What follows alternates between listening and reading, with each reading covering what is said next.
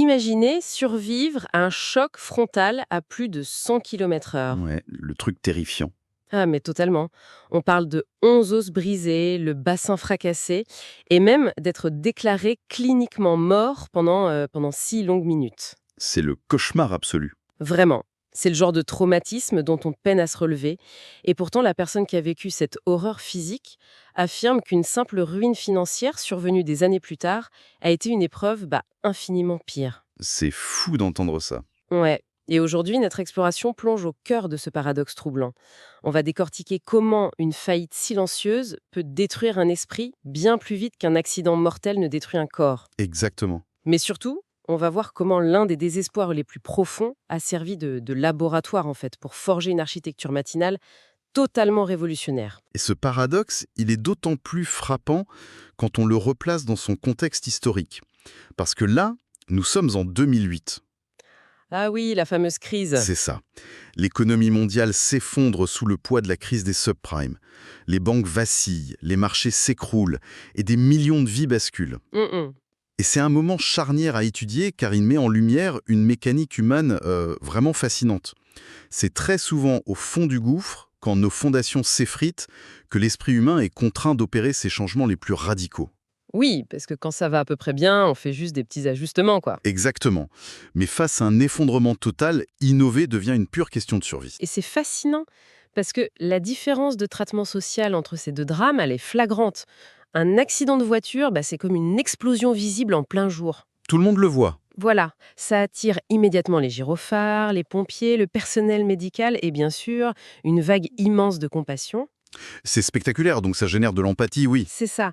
Mais de l'autre côté, on a cette ruine de 2008. 425 000 $ de dettes, la perte de plus de la moitié des revenus du jour au lendemain, la banque qui menace de saisir la maison. Ouais. Et ça, c'est un poison complètement invisible. En fait, personne ne voit la fumée. Et la sociologie du drame joue un rôle déterminant ici. Lors d'un traumatisme physique grave, le tissu social se resserre instinctivement autour de la victime. Mhm. La chambre d'hôpital devient un sanctuaire. Il y a des visites tous les jours, des cartes, des infirmières qui surveillent tout ça. Le corps est en miettes, certes, mais l'esprit est littéralement porté par la communauté. La responsabilité de la guérison est partagée, en gros. C'est tout à fait ça. Mais face à la faillite financière, la mécanique s'inverse brutalement. C'est l'isolement absolu. Et il y a une raison structurelle à cela. En 2008, la crise a frappé tout le monde. Bah oui, chacun regardait ses propres factures avec angoisse. L'empathie collective était asséchée. On va pas se mobiliser avec des fleurs et des ballons pour quelqu'un qui ne peut plus payer son prêt, tu vois. Enfin, quand on galère soi-même. C'est clair. C'est un naufrage à huis clos. Il y a une dimension de honte énorme qui accompagne la chute financière, contrairement à la blessure physique où on est juste une victime du destin. Absolument. Et ce qui ressort de cette immersion dans les documents, c'est l'impact neurologique de cette honte. La paralysie devient totale. La personne n'arrive même plus à trouver la force physique de sortir de son lit le matin. Le lit, ça cesse d'être un lieu de repos pour devenir un sas de privation sensorielle, en fait. Ouais, Quand le système nerveux est continuellement bombardé par le cortisol, à cause des appels de créanciers, la peur de finir à la rue, le cerveau disjoncte. Il cherche une échappatoire. une pause quoi. Voilà. Le sommeil, ou du moins rester caché sous la couette, ça devient le seul refuge face à une réalité trop agressive. Et les notes qu'on analyse révèlent d'ailleurs une vérité glaçante sur ça. Ça mène tout droit aux pensées suicidaires. Oui, la douleur psychologique devient tellement aiguë que l'idée de cesser d'exister apparaît comme une équation presque logique pour stopper l'hémorragie. C'est terrible. Et le seul frein mentionné, c'est la culpabilité. La peur d'infliger un chagrin à ses parents agit comme l'ultime rempart. C'est ça?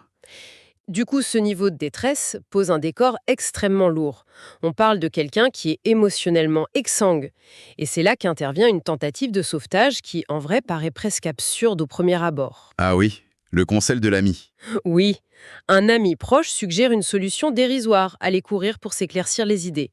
C'est ironique, non?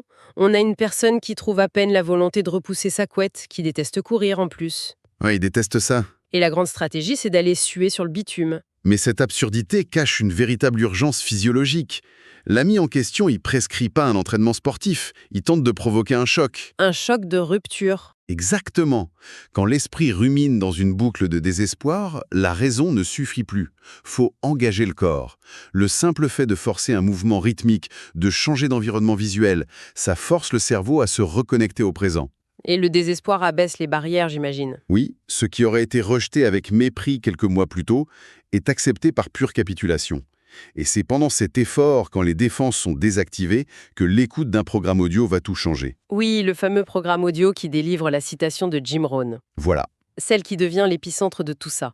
Alors la citation, c'est «Votre niveau de succès dépassera rarement votre niveau d'épanouissement personnel». c'est ça. Mais là, faut qu'on s'arrête 2 secondes. Sur le papier, c'est très poétique.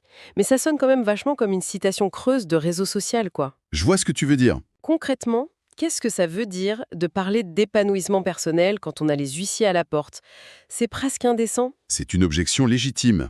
Mais faut dépasser cet aspect superficiel pour comprendre la mécanique redoutable derrière. C'est pas de la pensée magique. D'accord. C'est une question de bande passante cognitive. C'est le concept de la parallèle du succès. La logique, elle est implacable. Si on veut un succès de niveau 10, que ce soit financier, santé ou couple, l'aspiration est à 10. Ouais. Mais si notre résilience émotionnelle, notre discipline et notre clarté mentale stagnent à un niveau 2 ou 3, il y a une incompatibilité structurelle. En fait, si je comprends bien, c'est comme une analogie technologique. C'est littéralement comme essayer de faire tourner un logiciel de montage vidéo ultra gourmand, genre de niveau 10, Ah ah, sur un vieil ordi qui a 15 ans avec un processeur de niveau 2. Ça sert à rien de s'énerver contre le logiciel ou de cliquer plus fort. c'est une excellente comparaison. La machine a juste pas la capacité. Ça va surchauffer, figer et planter. On peut pas exiger de la machine des résultats pour lesquels elle n'est pas construite. Exactement. Tant que le matériel humain n'est pas mis à jour, les circonstances extérieures vont continuer de l'écraser. Le monde extérieur n'est que le reflet de notre maîtrise intérieure. D'accord. L'épiphanie pendant cette course, c'est pas une astuce financière.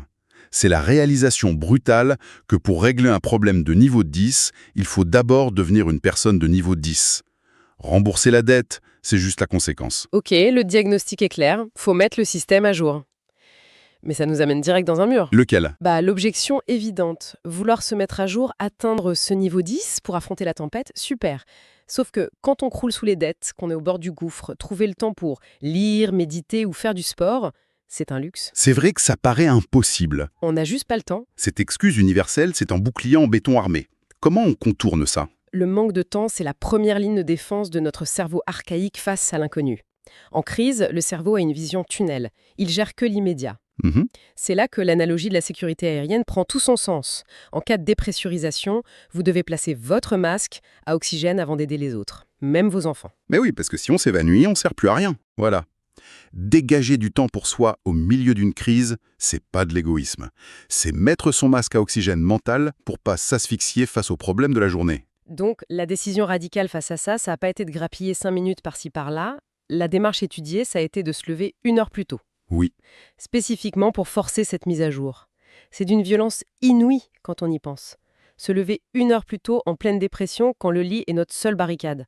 C'est repousser la barricade soi-même. c'est totalement contre-intuitif. Et c'est justement cette rupture qui court-circuite la dépression. Au lieu de subir le réveil comme une agression où les problèmes nous sautent à la gorge, on anticipe. On s'approprie la première heure. Exactement. Et le plus fascinant, c'est la notion de cumul. Face à l'urgence, la décision n'a pas été de choisir une seule bonne habitude, mais d'empiler les pratiques les plus puissantes reconnues par les neurosciences. Ouais, on parle d'un enchaînement très spécifique. La méditation pour le calme, les affirmations pour le dialogue intérieur, l'écriture pour externaliser l'anxiété, Mhm. puis la visualisation, la lecture et enfin le sport pour les endorphines. Faire tout ça avant même que le monde se réveille, c'est une sacrée intervention sur le système nerveux. C'est agressif et systémique, oui. Prises individuellement, ces pratiques ont des bénéfices. Mais empilées dans la même heure chaque matin, elles créent un effet de levier massif. Et psychologiquement, ça donne quoi? Ça restaure le lieu de contrôle interne. Quand on est ruiné, on a l'impression que tout se décide à l'extérieur. Les banques, l'économie. Ouais, on subit. En se levant à 5 heures pour exécuter ces 6 habitudes, on prouve à son cerveau qu'on peut tenir une promesse faite à soi-même. On reprend les rênes, en fait. Totalement, on récupère la souveraineté sur son temps. Et cette victoire de 6 heures du matin se transforme en confiance pour affronter les huissiers à 14 heures. C'est fou. Les résultats sont vertigineux de rapidité. En moins de 2 mois, le brouillard clinique s'est dissipé. L'énergie est revenue pour relancer des projets et inverser la spirale financière. Oui, parce que c'est pas la méditation qui signe l'échec pour rembourser les dettes. Non, bien sûr. La pratique matinale a juste construit l'individu capable de générer ses chèques. C'est exactement ça. C'est brillant. Mais ce qui m'interpelle en parcourant les documents, c'est que ça s'est pas arrêté là. C'est pas resté le secret d'un mec qui s'est sauvé de la banqueroute. Non, ça a débordé. La contagion a été hyper rapide. Comment une routine née dans une chambre dépressive devient-elle virale? La transformation organique s'opère par l'exemplarité, pas par la théorie. Les documents mettent en lumière le cas de Cathy, par exemple. Ah oui, Cathy, c'était une cliente en coaching, c'est ça? Oui, et elle représentait l'archétype de la personne réfractaire. Elle haïssait les matins, affirmant que son horloge biologique était incompatible avec un lever tôt. Le genre de personne pour qui le réveil avant 7 heures, c'est de la torture légalisée, quoi. Le profil le plus résistant. Pourtant, face aux résultats, elle a essayé. Et la bascule a été si percutante que dès le premier essai, la résistance a fondu. C'est dingue. Elle a rapporté un niveau d'énergie inédit. Et c'est cette modélisation comportementale qui déclenche le viralité. Ouais, parce que quand quelqu'un change comme ça, il arrive au boulot avec une autre posture, une nouvelle humeur, une meilleure résilience. Exactement. Et ça devient un mystère ambulant pour les collègues. Pour reprendre notre image, ils voient que le vieil ordi ne rame plus du tout. Et ils veulent la même mise à jour. L'influence se fait par attraction, oui. Il y en a aussi l'exemple de Joe dans nos sources. Ah, Joe, l'exemple parfait. C'est la preuve ultime que le mouvement échappait à son créateur. On découvre une vidéo YouTube de ce parfait inconnu à 5h41 un dimanche matin. Le type rayonne d'énergie et dit que c'est comme se réveiller le matin de Noël tous les jours. C'est la preuve sociale incarnée. Complètement. Joe illustre la transition d'une pratique intime vers un mouvement culturel. L'idée a résonné parce qu'elle répond à un besoin universel de maîtrise dans un monde imprévisible. C'est sûr. Si on prend du recul sur cette immersion, le concept central, c'est que chercher à changer sa vie en manipulant seulement l'extérieur, c'est une illusion épuisante. Bah oui, on ne peut pas contrôler l'économie, les licenciements ou même les réactions des autres. Le monde extérieur est un chaos qu'on gère pas. C'est une variable indomptable. Le seul levier sur lequel on a une emprise, c'est notre propre évolution. S'élever au niveau des défis, devenir cette personne robuste capable de traverser la crise et s'en servir comme tremplin. Le succès, c'est pas une cible, c'est une conséquence, attirée par le calibre de la personne qu'on devient. D'où la puissance de cette intervention des lobes. C'est un renversement magistral. Ça nous enlève notre excuse de victime pour nous remettre face à notre propre chantier intérieur. Absolument. Et si on étire cette logique, ça nous invite à reconsidérer nos comportements les plus anodins. Si notre réalité externe n'est que l'écho de notre discipline interne, Oui. on est en droit de s'interroger sur la toute première action de notre journée.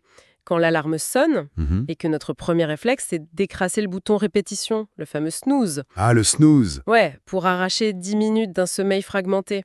Qu'est-ce qu'on exprime psychologiquement, n'est-ce pas? Au fond, un rejet inconscient du privilège d'être en vie un jour de plus. C'est une question qui pique, mais c'est vrai. C'est le refus de quitter le confort pour incarner cette version extraordinaire de nous-mêmes qu'on est censé construire. On repousse notre propre évolution de 9 minutes en 9 minutes. C'est une image très forte. Ça donne furieusement envie de regarder son réveil d'un tout autre œil dès demain matin. Et c'est là que tout commence vraiment à prendre sens. Et pour celles et ceux qui veulent aller plus loin, le livre est disponible gratuitement via le lien en description.